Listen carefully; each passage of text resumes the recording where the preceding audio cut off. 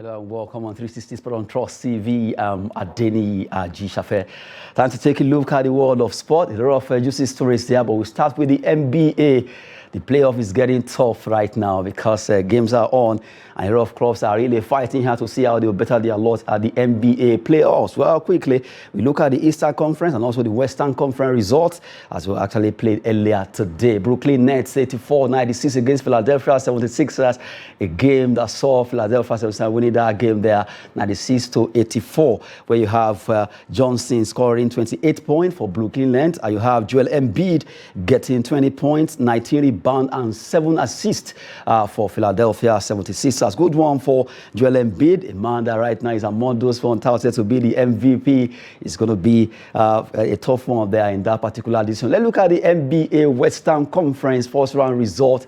Golden State Warriors 106. That's the score they got there in that game against Sacramento Kings right now, who are doing so well. They've made it 2 out of 2, 114 points that they got in this particular encounter. You have a player there, that's Stephen Curry, Golden State Warriors. They were able to score 28 points, 6 assists that he had in this game. And you have Fox. Fox was able to make 24 points.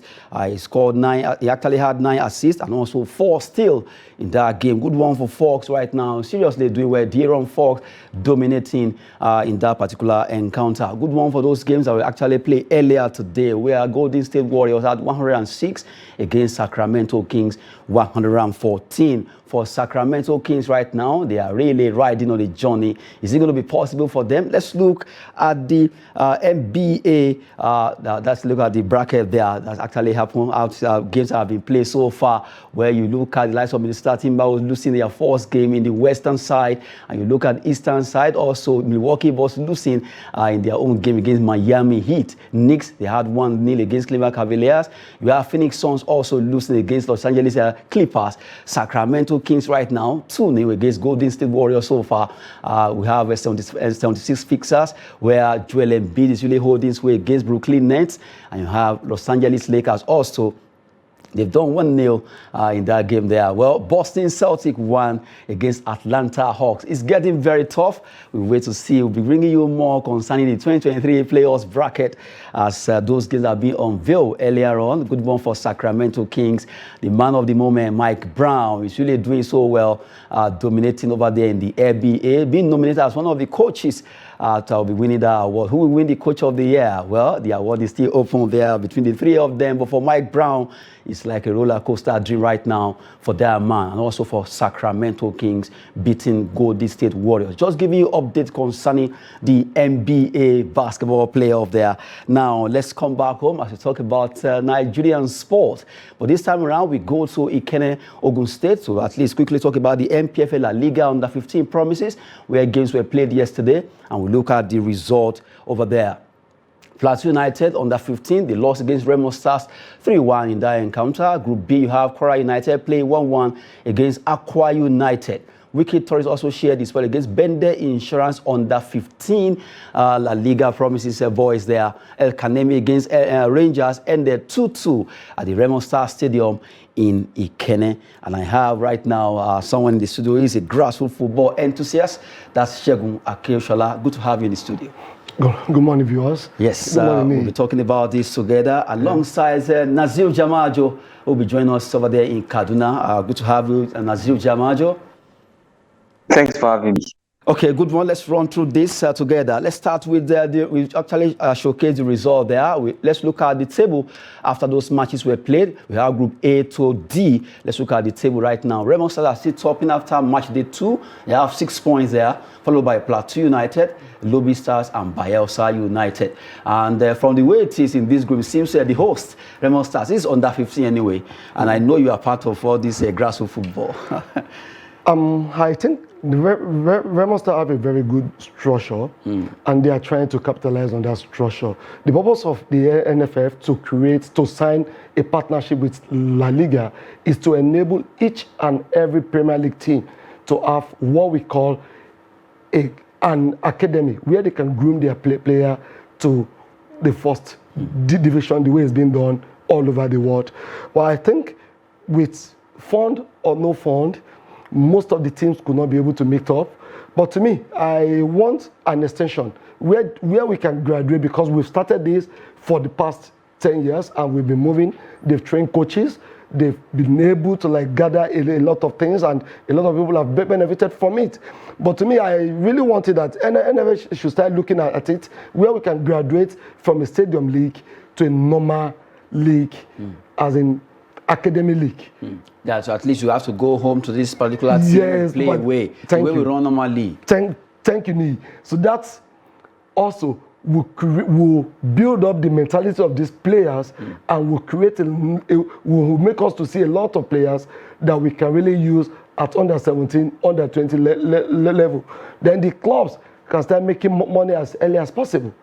Good morning there. Coming from Shegun Akeusola, they've been looking at the table of the MPFL La Liga under 15 promises taking place over there in Ikene. And now we just look at Group A, the host team, Remo Star under 15, are topping 6 points from 2 matches. That was on Monday that those games were played. And right now, let's look at Group B. We look at Group B, C, and D. Well, Kwara United are standing top there with 4 points, followed by Aqua United on goal difference of +2 and also +1 for Aqua United. Sunshine Stars and Doma United under 15 boys are trailing on 3rd and 4th position. In Group C, quickly, let's look at Group C and also Group D instantaneously. Eyimba are topping. They have 3 points ahead of Jakarta on goal difference of +2. You have Wiki Tourist of Bauchi and also Bende Insurance also standing there on 1 point apiece there. Well, Bende Insurance under 15 seems not to be getting it right the way their senior men are doing in the MPFA. Let's look at Group D before we go to Jamajo. Let's look at Group D now. El Kanemi, 4 points so far after playing 2 matches. Shooting Stars, they have 3 points from 1 match they played. Right now, they actually played earlier today and they won against Gombe United. So right now, they should be topping that table. But for the fact that others have not played, so that's why the table still remain like this. But really, Shooting Stars have done well, defeating Gombe 2-0 earlier today. Well, Rangers won. Gombe yet to get a point there. Well, that's for Group D. Well, Nazim Jamajo, we've been talking about the MPFL La Liga promises taking place in Kene, Ogun State, and at least 16 teams are participating with their academy players. And right now, just like the studio guests actually opined, that it's good that we are doing this, and a lot of clubs begin to make money from these. At least a lot of young players will be discovered, talent will be harnessed, and from the way it is. Would you agree with him concerning that? Yeah, definitely. This is going to bring money to those clubs, and then it is going to bring, the agents to come in, and then the scouts to come in and see some top players in this competition, and they'll go ahead and take them to where they are supposed to go. Because talents, when you get to identify those talents, they go far in the world of football. Definitely, if they get coached in the right way. Exactly what the guy in the studio is saying, that this should be organized more of being a league. Exactly when he started talking about that, I just remembered the Premier League, how they are handling things right there. You have the Premier League 2 and then the Premier League, that is the top division right there. So things do happen. So many players, you see them play in the Premier League 2 before you see them play in the Premier League 1 right there in the English Premier League. So I hope the NFF will get to look into this matter and do the business. And then looking at the team with authorities that are right there, I get to wonder, how is this team going to perform while the big boys also out there struggling? Just like you gave an example with Bentley shows. So many things have happened with big authorities. Just like I came in and talked about, a while ago, when it comes to the situation of this football club. I've talked about Wiki Authorities, and I don't come out here to talk about Wiki Authorities because of something that I'm going to gain, or because of I'm going to have something, by the side, I'm supporting this political party or that political party. That is why I'm here talking about Wiki Authorities. No, the problem is very clear at Wiki Authorities. You can see it even without putting on your glasses. You can see the problems out there. That is why they are struggling at the moment. And then problems up here and there, so many things have transpired over the course of the years on the dismanagement right there at Wiki Authorities. The issue is, when you look at it, I don't understand. I cannot figure out how a club is going to, how a club that doesn't confirm the appointment of a manager, they didn't confirm the resignation of the manager, talk less of confirming the appointment of the manager to come in and handle the club for the game that they're going to play. Talk less of, thinking about them winning the game. They cannot go ahead and win such kind of game. And the one problem that I have actually yet to notice with this Wiki Authorities team is that they struggle with the welfare of the players. That is one problem. So many people, so many players have complained about the welfare of this club, and they owe so many match bonuses that they are yet to get paid. That is my problem. You have to motivate your players at this point in time. I've talked with them coach that resigned, talking of Abdullah Adam, who came in and then resigned due to the interference stuff and so many things. He told me that he is owing a 17 matches bonuses right there with Mickey Tourist. This is a big problem that you need to identify in no time and fix it, because this club is on the verge of going down into the relegation. At the moment, so many clubs are vying to get the ticket, come back into the NPFL and play football, because it is easy to be in the NPFL than to go ahead and play in the NNL. It's very difficult. Ask Kano Pillars, they will give you a clear example of that. I think this Wiki Tourist situation is beyond whatever it is that you are getting. I've digged in very well, and I know so much about this club at the moment. They are in tatters, they are a problem, and the management need to fix this in next to no time. If not, change is barely needed, at Wiki Tourist at the moment. At the moment, I cannot even tell you who is the coach of Wiki, because there are no confirmation. And then the hiring and firing of players continuously. They will bring you in today, and then tomorrow they'll say they don't need you, they'll just sack you. And the players don't have the copy of contracts. There. Well, I can see with your Wiki Tourist jersey, good one there. At least you're not wearing Chelsea or Arsenal. It's okay. It's always good to promote our own. But really, you've been talking about Wiki Tourist. From the question I asked, I love the way you actually metamorphose or navigate Wiki Tourist. A lot of issues here and there concerning the club, but from the way it is, if I get to clear, you're trying to clear yourself with the chairman, right? yeah. The problem is that the chairman feels like I come on air and talk about him just to make it clear that I want to embarrass him in front of the media or stuff like that. I don't do that. In football, it's very clear. When somebody tries to put his effort in something, especially when it comes to football, you see it very clear. Nobody is going to tell you that. You will see it even without putting on the glasses. So it is very clear that this chairman is putting any effort to save this club. This club is in tatters. Wiki Tourist is dead as a club. They are in problem. They are struggling at the moment. It is very clear. I tell you this. The chairman, he needs to put in more effort to save this club, because it is very clear. I tell you, this guy, I'm sorry to say it again, he's clueless. He doesn't know what football is. It's very clear. He doesn't know. I have to cut you here. Let's not go personal there, please. Quickly, let's come back to what we're discussing. We're actually talking about football, and we've been talking about La Liga under 15 promises. I'll do it from there. I tell you, football can be very emotional.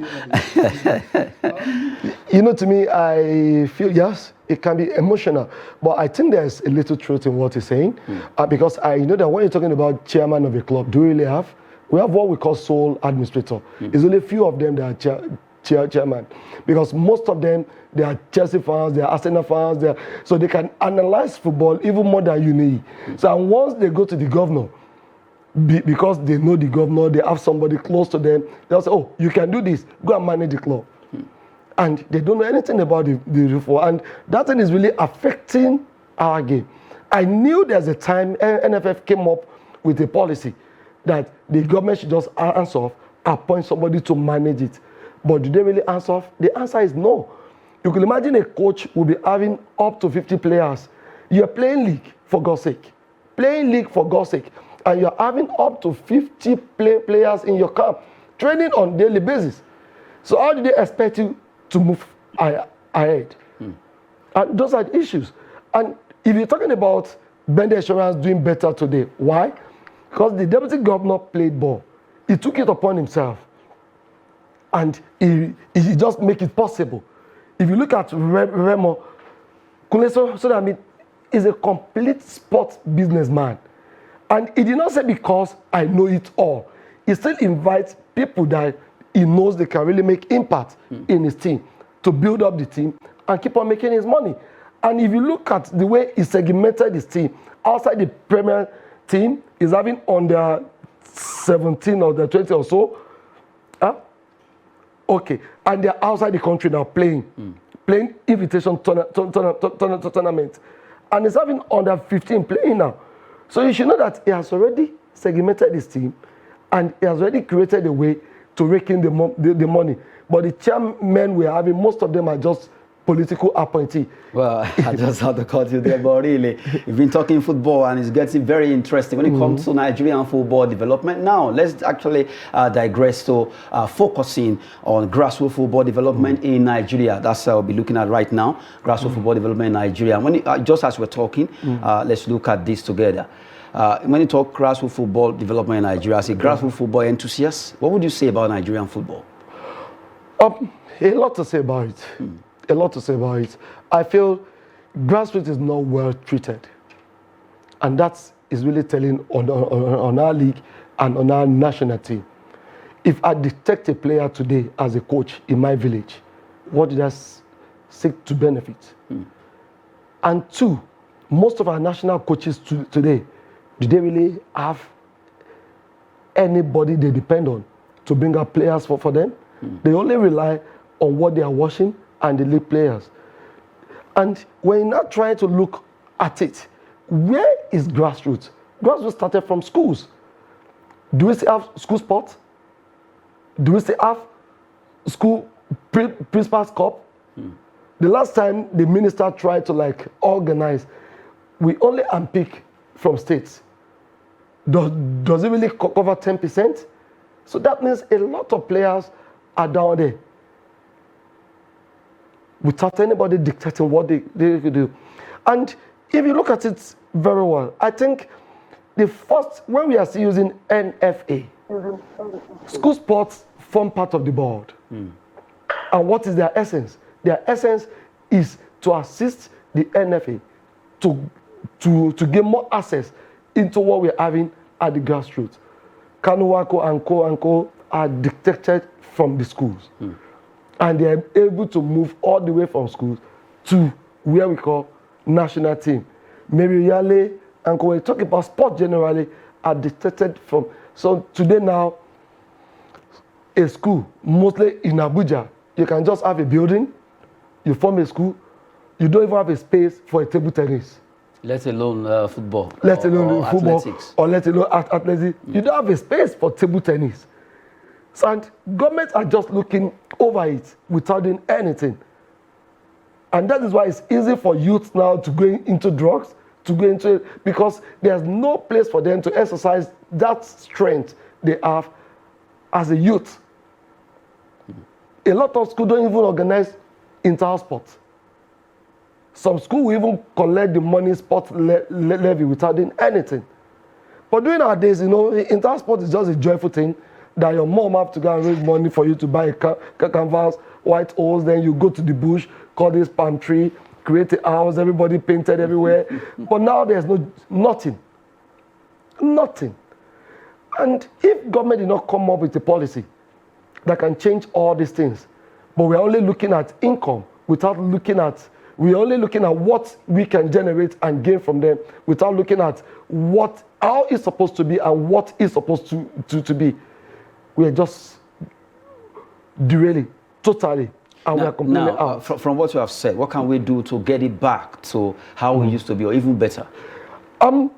There's a policy in the school calendar, and in the curriculum of school is all there. That sport is just part of it. So the people who are monitoring the school activities should ensure that this go back to place. And when you want to have a school, you shouldn't be having a school in 2-bedroom flats or 3-bedroom flats. You should have a school that, even if you cannot build a football pitch, you will be able to have a volleyball or handball or badminton. So it all go back to the government. And in the area of football, the state FA have a lot to do. Because the way it's been enriched inside the statute, that we all claim statute. Yes, there's statute. Where does school football belongs to? If you are a consider of that game at the local level, are you really doing it? How many state FA that's doing great? Just few that are even organizing a state league.